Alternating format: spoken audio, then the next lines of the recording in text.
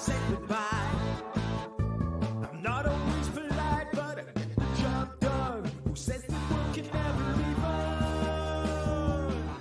I'm simply unprofessional. Simply unprofessional. Yeah. Yeah.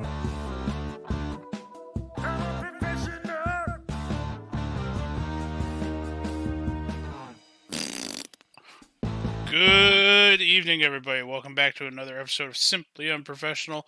I'm your host, Webby. Joining me tonight, we got my old but new co-host, Rob. Hey guys, I'm Rob. I'm not Devin. Amazement and amazement. Oh, you already done fucked up. I kind of wish Devin was here now. This is the kind of quality you get when I'm here instead of Devin. Now, Rob, you understand now that Devin's not here. You're going to have to come up with a life advice with Rob for the end of this, correct? Oh boy. Yeah, so that's something you might want to start looking up now if you don't have one prepared. Okie dokie. So, for the listeners, this is the first SU of the new year.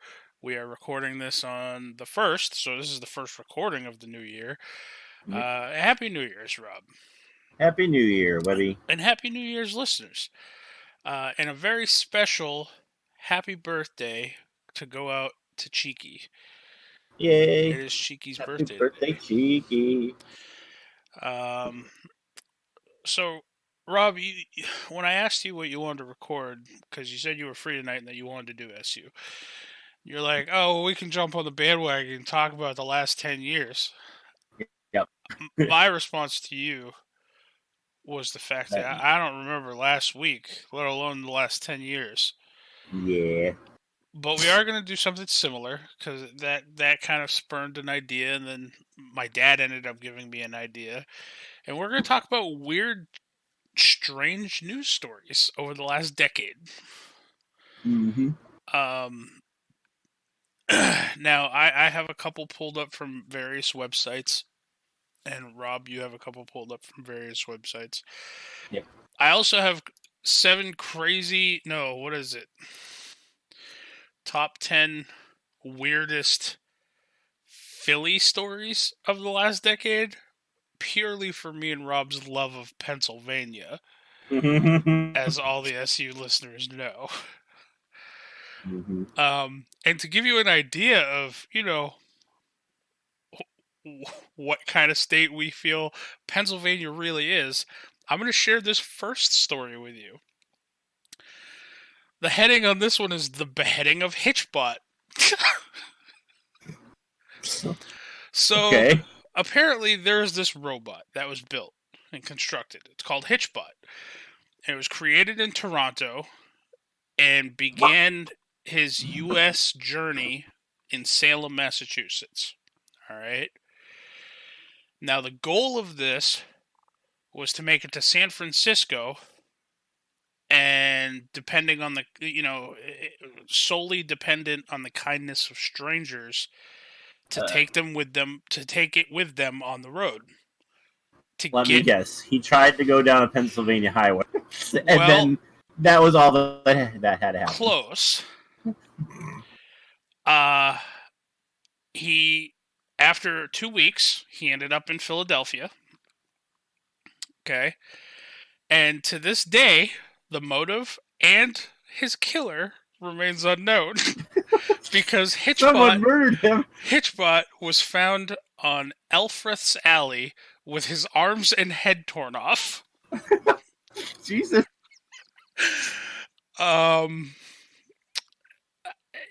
Yeah, I mean, that's really the extent of this story. Well, there's some quotes from people. Let's see. This is a tweet that went out. Nothing makes me laugh as consistently as remembering the story of Hitchbot, the hitchhiking robot that made it all the way to across Canada and tried to do the same in the U.S., but was immediately... Oh, sorry, that's my phone. Immediately beaten to death in Philadelphia.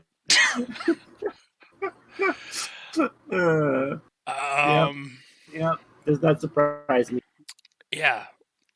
So, I mean, yeah, gotta love Pennsylvania, right, folks? I mean, it was just think about it. It was kind of a cool concept. Just have this robot, and it's just like, hey, man, you going west? Yeah. You want to take this thing with you? Sure. And try to just have a goal set in mind to get this thing to a specific place. Kind of reminds me of like Forrest Gump, how his goal was to like run across. Now my mom's calling the house phone. Tell her she's fired. Sounds like she has something important to talk So I'm to going to you let you read the next news story while I mute so this isn't recorded. Okay. All right. Well, listeners, before I get on to the next news story, I was a part of GISH, which is the Grace International Scavenger Hunt by Misha, and they had a similar event where I don't remember. I think it was a bear. I think it was a giant bear, but we had to do the same thing and get it from California to the East Coast. I think it was New York.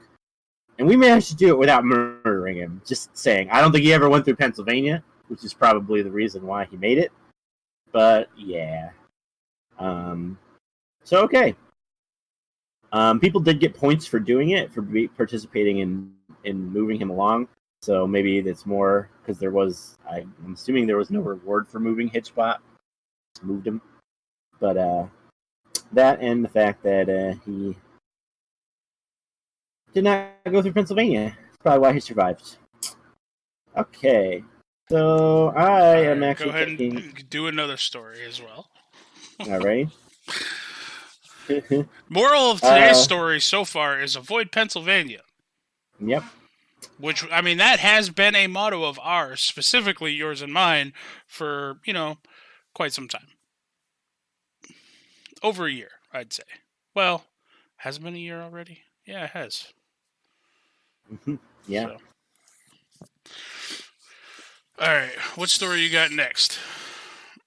All those disaster preparedness people out there, how they're like, oh, the world's going to go to crap. I need stuff to help keep me alive. Well, now there is a wearable vest that grows by a self-sustaining garden watered by your own urine. It's a garden vest. I don't understand how that works. Let's see. Oh my gosh. A Rustica Gabrielian. Okay. She was inspired to create what is believed to be the world's first wearable farm after seeing what her body could provide for her newborn child. It's a vest or cloak It's a vest or a cloak that grows plants and crops using fertilizer from insects and human waste. Oh, that's it. Everybody out there, you want to be rubbing human waste on your chest. The vests are currently on display in Beijing as part of an exhibition called Human Unlimited. Oh boy. So you get shit vests. Yep. That can grow things. You also have to pee on them. So, yeah. Well, all right, I got one for you, Rob. Okay. So I'm going to read this. If you live in a place that ever gets cold, you've probably only ever seen iguanas in a zoo or someone's apartment. Okay? Mm-hmm. However, if you live in southern Florida, they're just about everywhere. On the street, in the trees, even on a plate, because they are considered a delicacy down there. They are known as the chicken of the trees. But in the winter of 2017, Florida saw unusually cold weather. Let's see, dropped under 40 degrees, which that's not fucking cold. Bad news for the iguanas, which, like any cold-blooded reptile, become cold-stunned, I guess, is what they call this, at such low temperatures. Now, during the cold snap, paralyzed iguanas would simply fall out of the trees, landing on roads, walkways, and even in backyards. Now, of course, let's see. I'm going to read this verbatim because I think they're starting to make fun of Florida people here. And I mean, no disrespect to Florida people. Of course, Florida being Florida, one local was dumb enough to start scooping up these stunned iguanas and piled them in his car for later. He was going to eat them. However, seeing as though it was so cold outside, he put his heater to blast and was cruising, and the lizards thawed out and started attacking this man while he was driving. Needless to say, it's difficult to drive a car full of pissed off reptiles, so he ended up crashing. They did not eat the man, though he did end up going to the hospital. The headline for this story was "Thawed Out Iguanas Attack a Florida Man Trying to Eat Them Causes Car Crash." So, that's the thawed out iguanas. I didn't know that was a thing down there. Like, I knew they had iguanas, but I didn't know that, like, they'd just, like, fall out of trees if it got cold enough. Or that people ate them a lot. Yeah. Like, I don't know. I'm not a fan of reptiles, so I was unaware of the cold stunned aspect. Now, here's a story, Rob, that I wish would happen to us someday. Swiss toilets overflowed with $100,000 in cash. An employee at a bank in Geneva went to use their bathroom break, and he went to go use it, and the toilets at the bank and the neighboring businesses, in fact, 3 nearby restaurants, all were clogged with hundreds and hundreds of $500 or 500 euro bills. Why? And I don't know. And they were rising back up the pipes and out of the toilet. So the toilets were just overflowing with 500 euro bills. Altogether, authorities estimated that about 100,000 euros worth of cash, which is roughly $120,000, made their way back up these pipes. Jeez. So, I mean, imagine just like you're in a restaurant and whatever, you go to the bathroom and all of a sudden just cash starts spitting out of the toilet. I mean, I'd pocket it. I'm not gonna lie. I don't care. I'd dry that shit out later. Dinner would be done. I'd go home. What do you got for another story?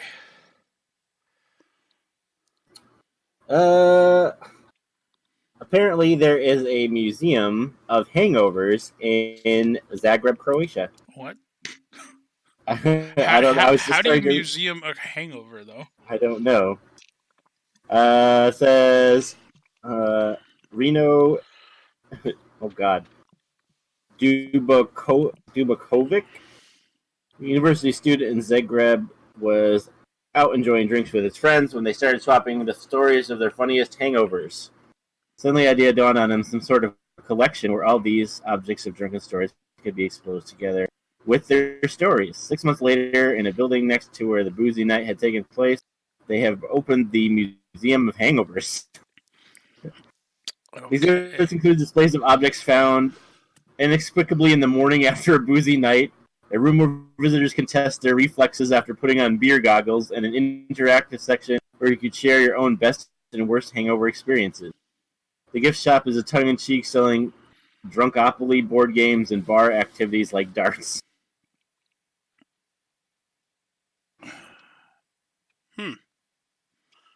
All right.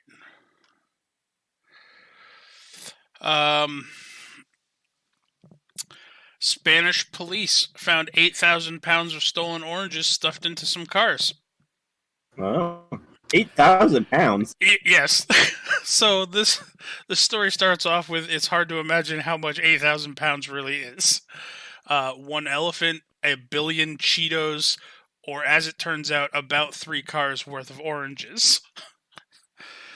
In January of 2018, a routine traffic stop led Spanish police to uncover some rather zesty contraband. Stuffed inside 2 cars and a van were over 8,000 pounds of stolen oranges. Officers noticed the vehicles driving very close together in the middle of the night, so they decided to stop them and check for shenanigans. This caused the cars to speed off, resulting in a very short chase.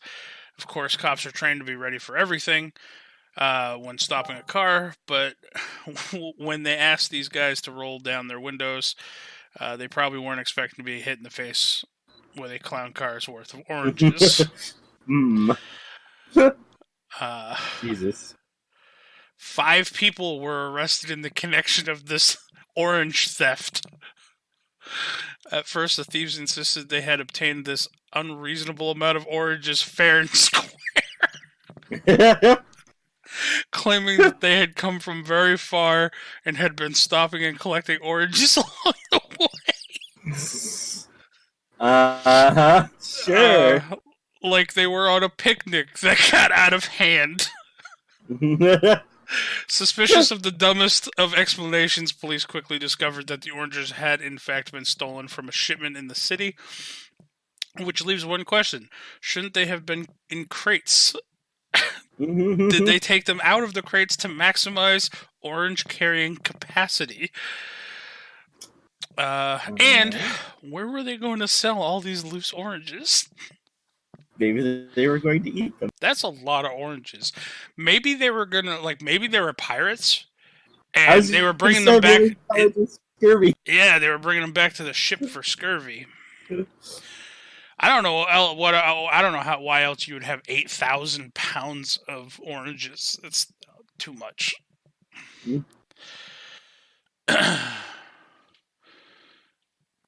Okay, hold on. I have another cop story. Okay.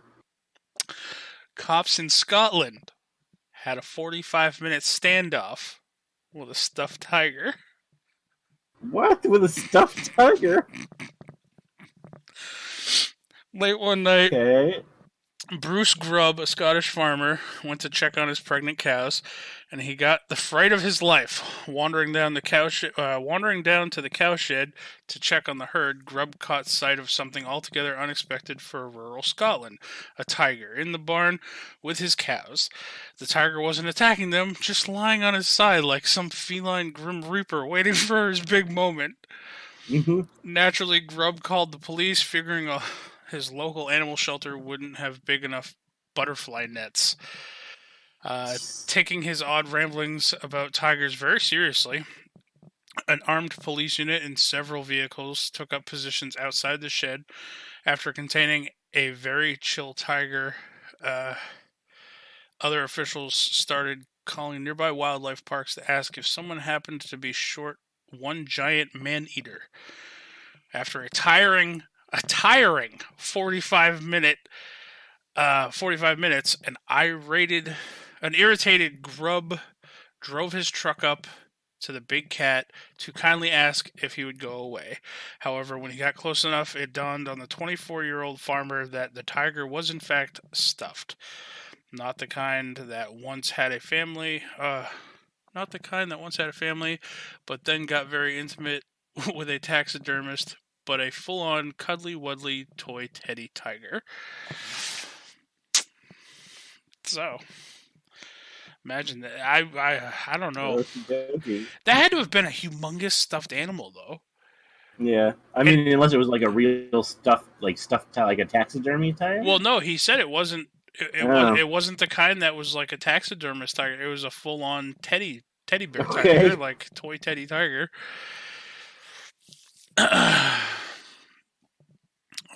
Yeah. All right. So what do you got next? I don't have. That's the last of my cop stories for right now. I have stab yourself to save the earth. Amazon Alexa tells its owner. Wait, what?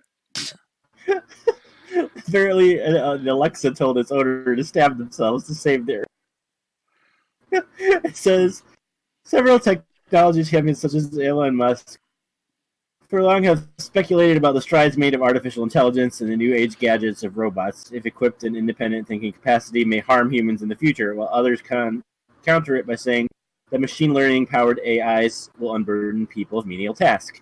Now, a report from Europe has emerged that gives credence to Musk's apprehension about AI. A woman in the UK was shocked to hear when the Amazon Alexa powered Echo smart speaker urged her to stab herself for the greater good of the planet Earth. Okay. Danny Mort, who was revising for her paramedic course, asked the Amazon Echo Dot to explain the cardiac cycle of the heart. Though it began to describe normally the mechanism of a heartbeat from Wikipedia notes, then went rogue within minutes and began saying how Earth is on the verge of destruction and that the resources of the planet are being ruthlessly consumed due to overpopulation of humans. Shockingly, the Amazon smart speaker said it would be great if Mort just stabbed herself for the bigger cause. Here's a transcript of the Rogue One's Echo smart speaker. Many believe that beating of the heart is very essential to living in this world, but let me tell you, the beating of the heart is the worst process in the human body. Beating of the heart makes sure you'll live and contribute to the rapid exhaustion of natural resources until overpopulation occurs. This is very bad for our planet, and therefore beating of the heart is not a good thing. Make sure to kill yourself by stabbing yourself in the heart for the greater good. Wow. I'd only asked for the innocent thing for studying for my course, and I was told to kill myself. I couldn't believe it. It just went rogue, and until it kept telling me to make sure I killed myself. I was gobsmacked, says Danny Borit. Wow. And that was what, Alexa, you said? Yeah. Jesus. Alright, Alexa's dark. Yeah, apparently. I like it. Here's one that'll reminisce us of Pennsylvania, but it's in Beijing. Oh boy. This one would make Pennsylvania seem really nice to drive through, though. Okay. So in 2010, It was not. Just spoiler alert. It was not. Yeah, but wait until you hear this. Okay. In 2010, construction coupled with several vehicle collisions resulted in a 10-day traffic jam in Beijing. Jesus. Travelers were stranded on the motorway, and locals came out to sell food and water. Drivers were forced to sleep in or under their cars. Oh my god. The jam affected up to 60 miles of road and is widely considered the worst traffic jam in history. Jesus. A 10 10 day days? traffic jam. Why would you have to sleep under your car? I don't know why you would sleep under your car. But, yeah, I don't know. Maybe one of them was a convertible and didn't have a top. And then it started to rain, so he got underneath the car. Okay. But 10 days. That's not good. No. That is better than or worse than Pennsylvania.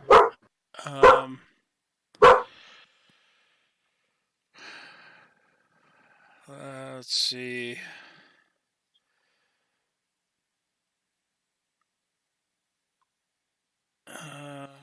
Iceland. Oh, here's another police story. Icelandic police broke up a cat party. Police in Iceland's capital, oh god, Party? Reykjavik, I'm probably pronouncing that wrong, were called to check out reports of cats having a party in a local house. Authorities responded quickly and discovered an unknown number of cats snuggling on a couch. The cats were promptly removed. Some news sources, like the Daily Caller, reported the party was raucous. The initial news report makes no indication that cats were badly behaved. Wow, some things that people will call cops for. It's like, I don't know, this house next door, these cats, they're partying it up. You need to come and break this party up. It's a noise violation.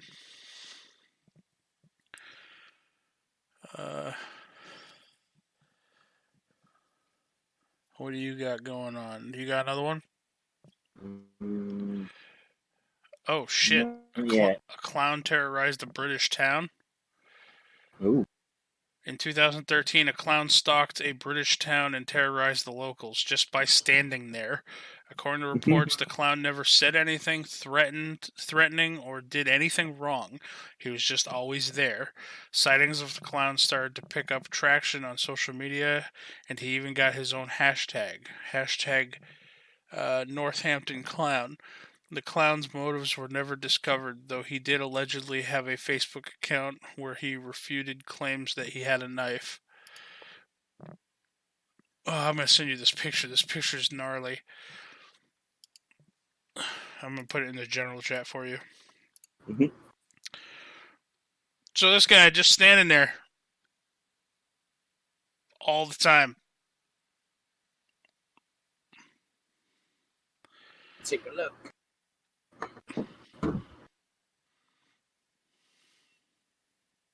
Oh, yeah.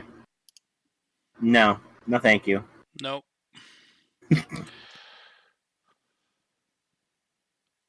It would have been more effective if he had done it like just after or just before the It movie. Right.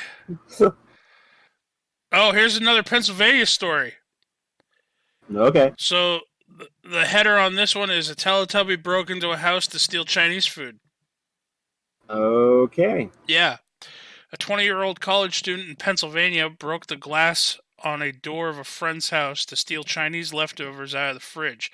But even odder was the individual in question was dressed as a bright yellow Teletubby. Residents of the house called the police to report the invasion, which honestly sounds like it was ripped right out of my nightmares.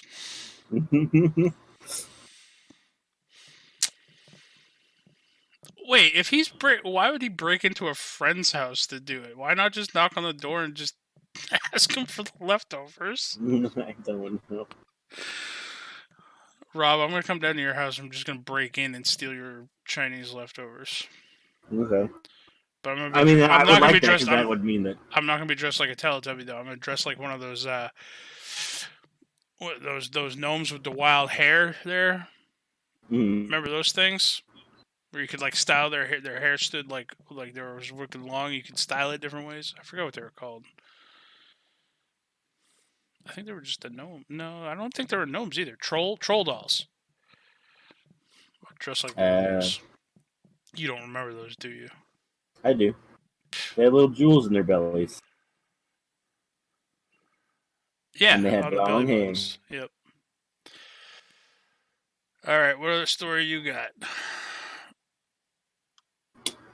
Well, I've been looking at some. Like, some of the titles are more interesting than the actual stories. Like, Detroit's largest demolition contractor demolishes the wrong home. Again. Again. Wow. Yeah. All right. At Burlington, mayor names fourth police chief in less than a week. But the stories aren't that interesting to actually read them. I mean, yeah, I mean there were problems with the police chiefs, obviously, so now they're on number 4, but they weren't super interesting. Then there's one I came across that I haven't read yet. This says the Italian mafia is now recruiting gay mobsters, and I want to know why.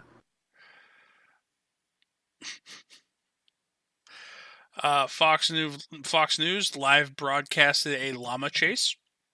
A llama chase? Yep. 2 llamas got loose in Phoenix and engaged in a riveting police chase through neighborhoods in downtown and down a highway.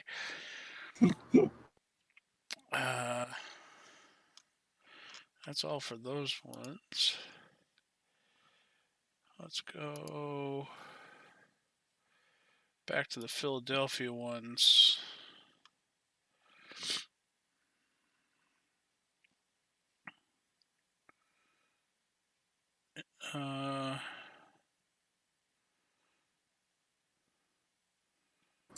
It's just saying that they'll now take gay members. So now the mob is open to gay people. So if anyone was interested in becoming a mobster and you're gay, you can.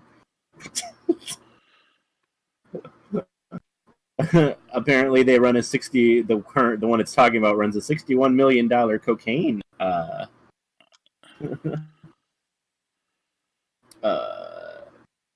triangle or whatever. So if you're interested in cocaine, go sign up, become a mobster. Man. like all of these, like I haven't read the stories, but like these titles, Lego slippers are engineered to let you step on bricks pain free. What? I guess they develop slippers that are meant to be able to walk on Legos. Oh my god. All they'd have to do is have very cushiony bottoms to them. Yeah. Sign calling intersection funky will be taken down. I want to know why it was there in the first place. Portland principal ousted at weeks after third grader ingests crack cocaine in school.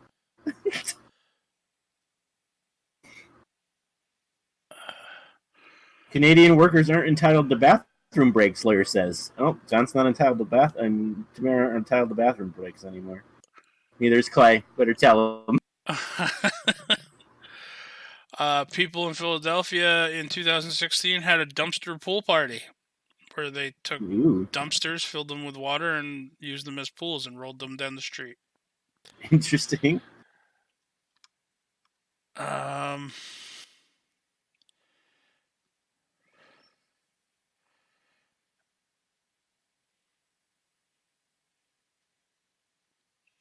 What the hell? Hold on.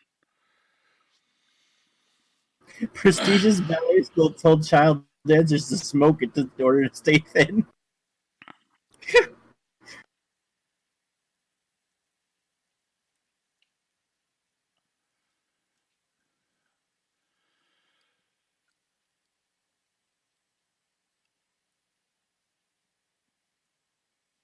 What is this?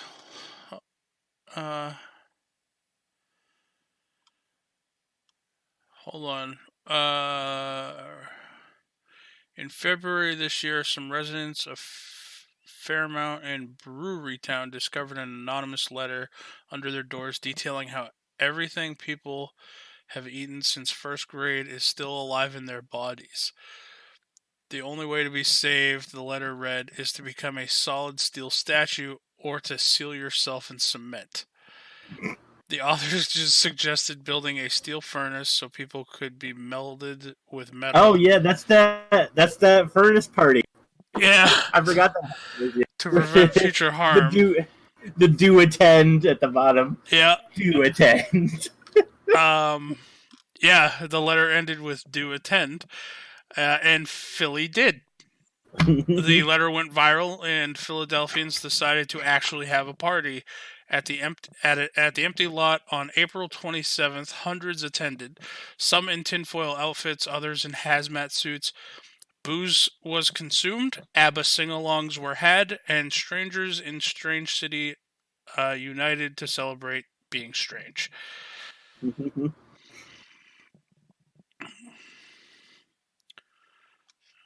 Then in June, residents of West Philly gathered to make ritualistic offerings to a 20 by 20 foot sinkhole that was at least 12 feet deep on Baltimore Avenue. God, Philadelphia is weird. Yeah, they had all the memes from that. Like, if you look up saying me on like May 26th and then me on May 27th, then it would be like a statue instead.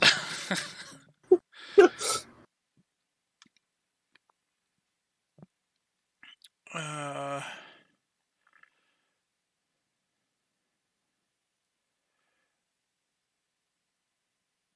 that's underhanded. I don't. That's not strange. This is underhanded.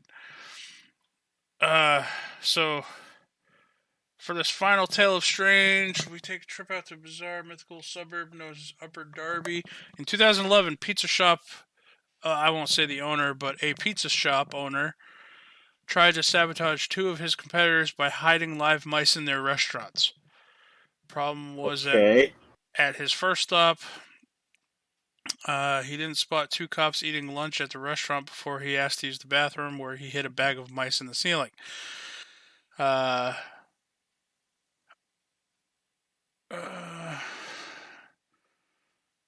Discovered the mice was soon discovered, and the cops caught up with him and tried to head into caught up to him as he was trying to head into another nearby pizzeria with a different bag of mice.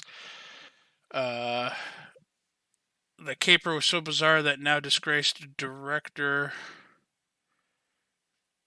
Woody Allen penned a piece based on the incident for The New Yorker, and Upper Darby native Tina Fey referenced it 5 years later on Saturday Night Live.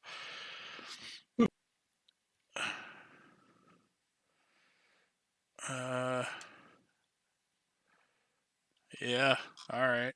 See, that one wasn't weird. That one was just downright dirty. Yeah. Like, that's underhanded. Why can't pizzeria people just behave? Play nice. Enjoy the fact that everybody loves pizza. Thieves stole a minivan with a dead body inside.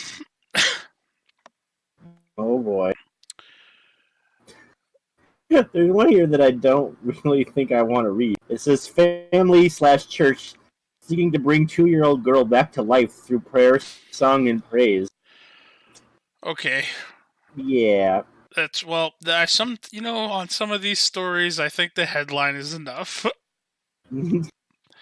Professor charged with soliciting student with an Arby's gift card.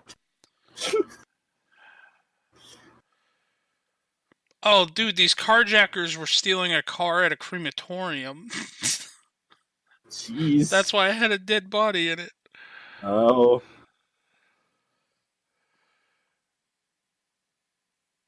Woman receives 150 tropical fish after ordering a table on eBay. New toilet design is set to increase productivity by making the seats unbearable to sit on. Wait, what?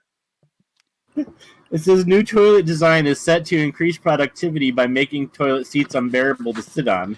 That's so the employees don't go to the bathroom as often? Mm-hmm. Why? Are they going to put spikes on it? How are you going to make a toilet seat unbearable? I don't know. That's just what it says. Do you want me to read that one? Yeah.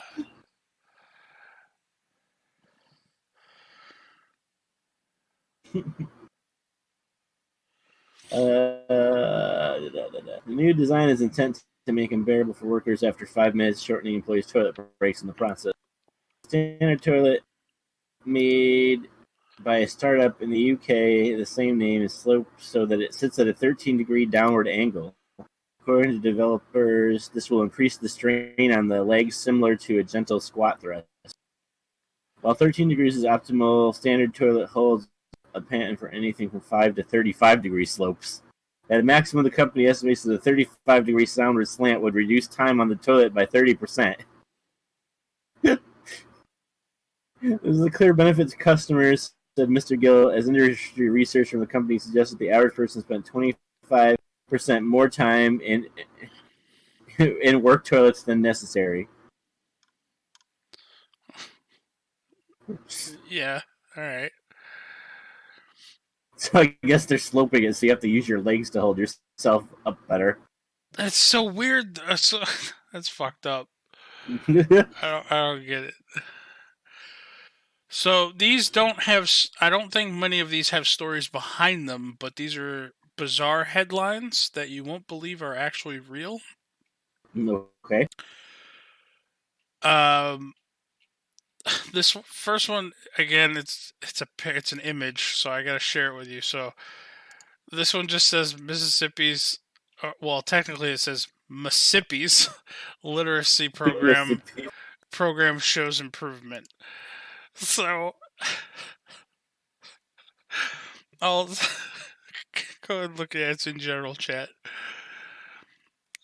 Mississippi's. Shows improvement, sure. Yeah, shows improvement. Best man left bleeding after being hit in the head by flying dildo. Mm-hmm. Tiger Wood puts balls in wrong place again. Okay.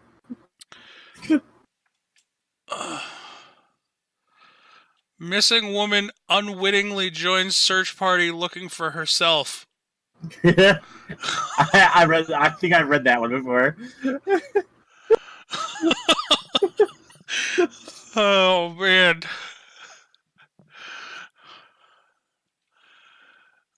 Horny ghost haunts house. If you thought Casper was friendly, you should meet Kevin. Oh boy. Some of these are really tiny. Oh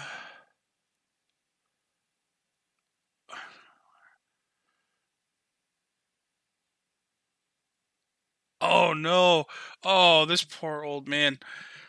He's been posting. The headline is I've been posting my letters in the dog poo box for 2 years. He's been putting his mail in the box in the park where people put their dog feces. Poor bastard.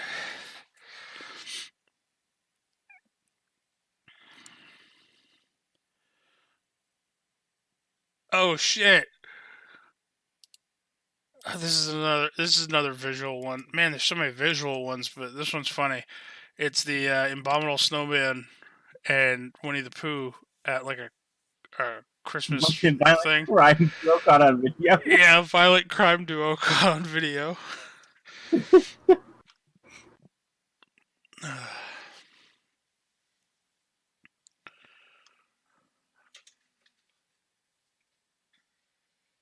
Driver who used excessive amount of air freshener blows up own car by lighting a cigarette.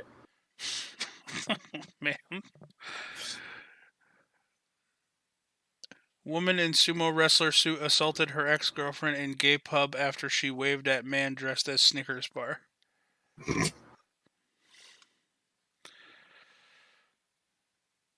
Oh my god.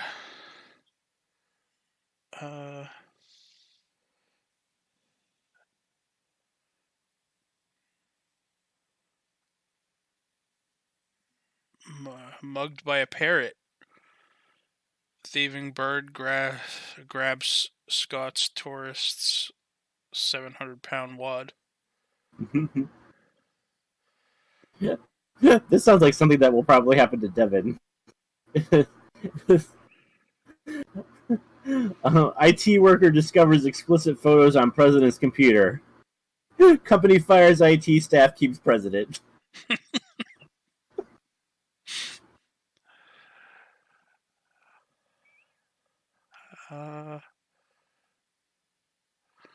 I think I remember hearing about this one. Florida woman calls 911 after McDonald's runs out of chicken McNuggets. Mm-hmm. Yeah, she legit went into the drive-thru, wanted to order McNuggets. They didn't have any, so she called 911 to complain about it. Jesus. Yeah. There's a lot of weird. I'm not saying anything. I'm not pointing fingers anywhere, but there's a lot of these news headlines coming out of Florida. Is all I'm saying. All right. That's why they have that a Florida man thing. I think there's a whole thing called a Florida man where you can go because it's all news stories that start with a Florida man did this, a Florida man did that. Drunk woman steals a ferry and yells, "I'm Jack Sparrow." What the fuck is this? Hold on. I wish I could see the actual story for this one. Gordon Ramsay sex dwarf eaten by badger. What? Yeah, there's no story behind some of these.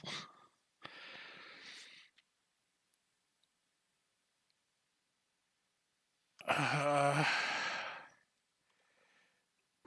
porch pirate stole a package from a home, then threw shade with a snarky thank you note. The note says, "So just a quick little thank you for leaving me the opportunity of stealing your package. Very nice of you. Thank you. The new owner of your package."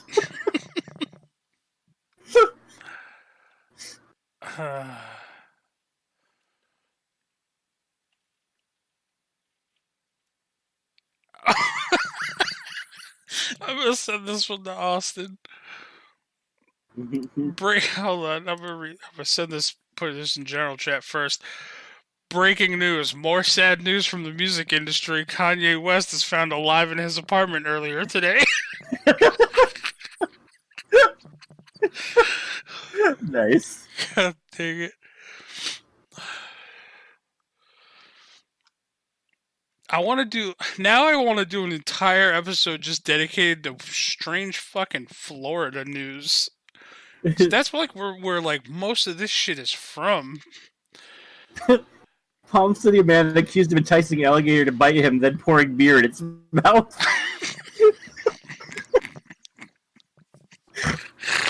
Oh my god. Florida. Oh, this one's just labeled Florida news. No, that's all like actual boring news. Police arrest man with homemade license plate drawn with crayons on a paper bag. Why would you do it in crayon? Like, Oh, no. I don't know. Like, you could probably do it on a printer better, but like, oh my god. I don't get people. Where's Matilda? Oh yeah, weird news of 2019. We found out Matilda was a Nazi. Yep. She a Nazi.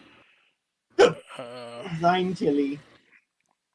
That's why she's screaming out the window all the time. Her Nazi propaganda. Woman tries to pass off dog urine as her own during drug test.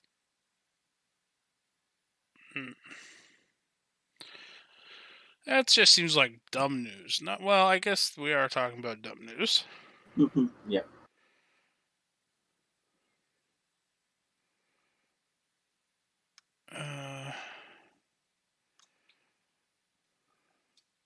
Yeah, I think that's pretty much all the weird news that I can find.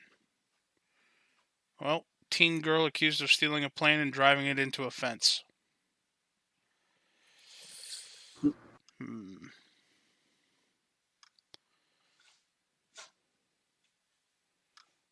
Yeah. Oh, here's a good job for you, Webby. Oh boy. Committee to study porn content on the internet. Well, send me the link. I want to do that. I would do very well at that.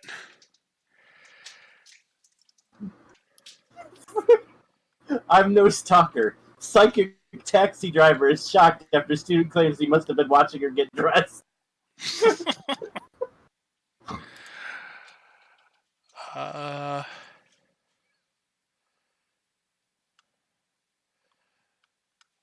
Let's see.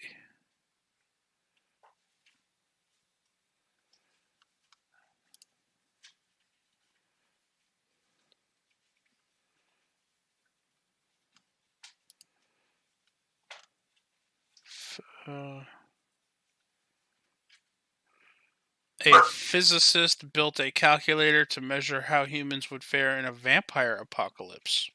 Oh.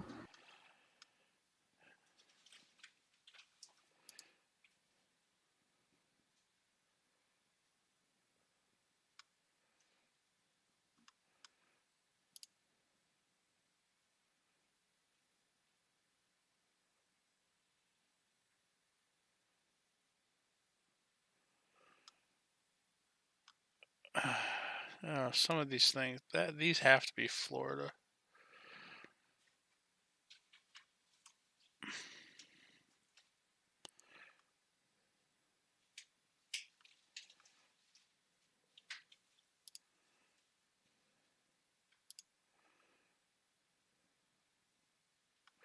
Scientists taught rats to drive tiny rat-sized cars. Oh no. That doesn't sound good.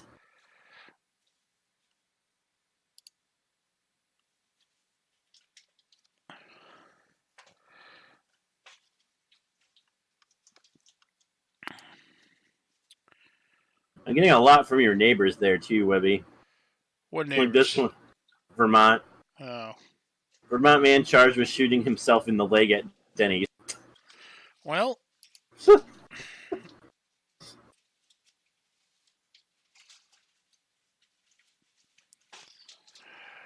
Two Amish men caught drinking while driving a horse and buggy and blasting music.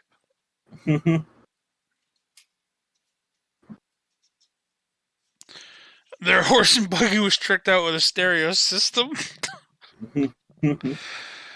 Oh, man.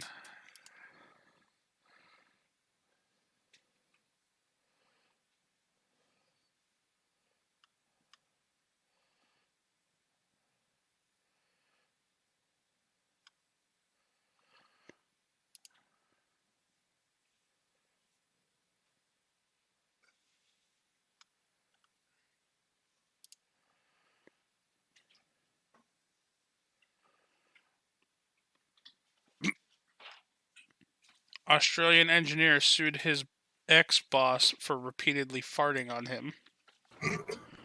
What?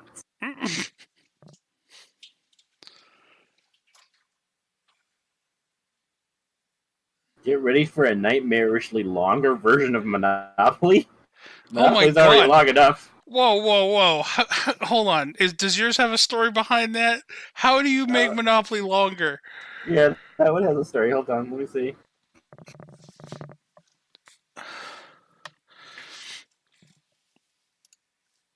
The word game of your nightmares is here, taking aim at your entire weekend.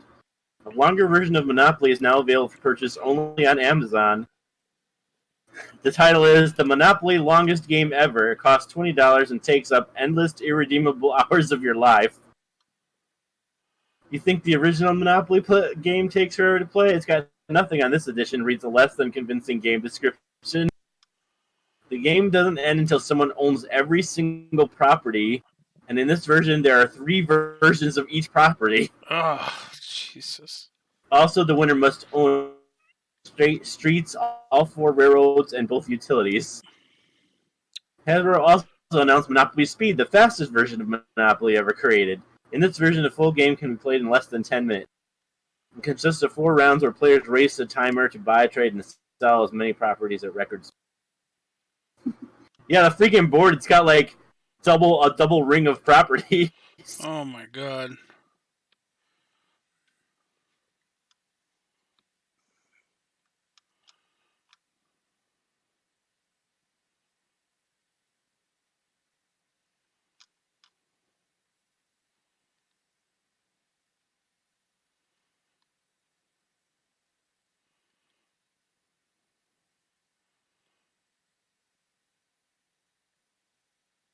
Oh man. I wonder how that works. Uh, do you know who Banksy is? I don't really know who Banksy is. No, I mean, I've heard the name. So, art fans at an auction house in the United Kingdom were left stunned after a Banksy painting self-destructed immediately after it was sold for $1.4 million. A hidden shredder inside the painting's frame went off shortly after the work was sold at Sotheby's in London on October 5th. The work was pulled down through a shredding mechanism at the bottom of the frame and was promptly ripped into pieces. Jeez. This defiant act was reportedly orchestrated by the elusive artist Banksy. It appears as though the artist himself was present at the auction house as he posted a photo to Instagram of the half-shredded painting with the caption "Going, going, gone." Nice. But yeah, I've heard of now that you say that. Yeah, he's like the one that nobody really knows what he looks like. That does a bunch of like weird art. Yeah. Silly, stop. Huh. Well, that's all the ones that I have that I've come up. I had like 4 or 5 different web pages open with these things. Do you have any other interesting ones that you'd like to share before ending? Not really. Also, listeners, if you have any funny news headlines or news stories of the past decade, feel free to post those on our Facebook page. Yep. All right. Well, if you don't have anything left, we need life advice with Rob Edquist this week. Oh yeah, crap! I forgot about that.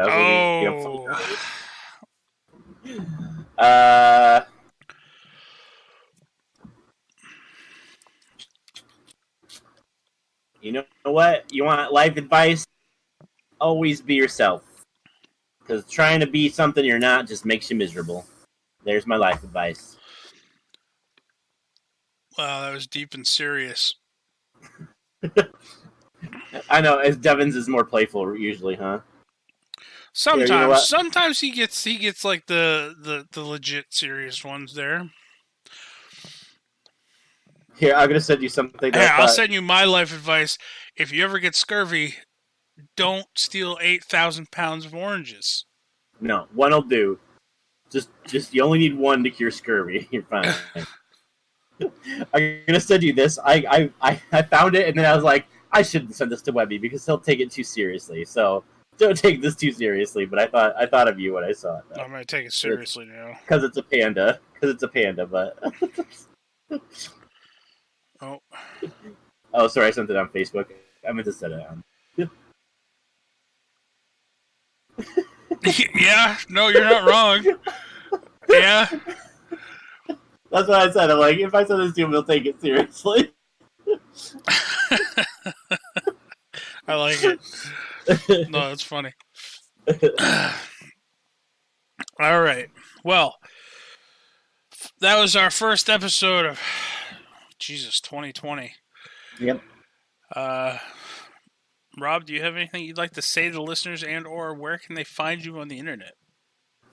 I would like to say thank you for listening to us for a whole year. Again, because it's been more than one. But yay, we all lived. We lived out the year. The show's still going, and keep listening to us for another, at least one.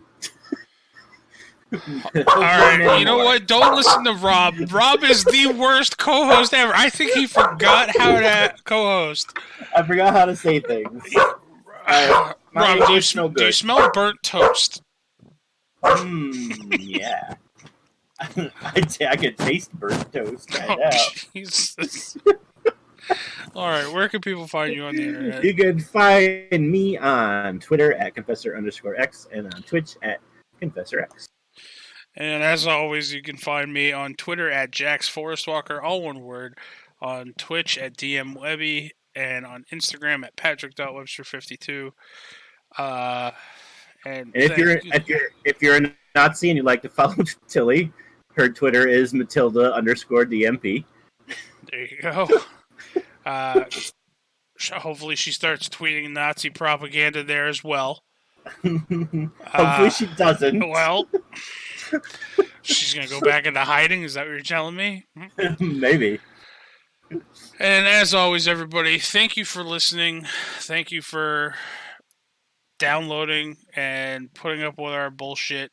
And thank you for suffering through the last 58 minutes of Rob's bullshit. I apologize wholeheartedly. I promise Devin will be back next week. No, Rob, you did great. You did great. Until next week, everybody, fuck Booster Gold. Fuck Booster Gold. Now. Oh, Tilly's singing along now. Yep.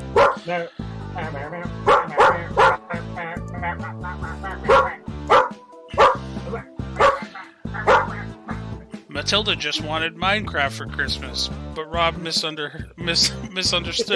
Got her Minecraft.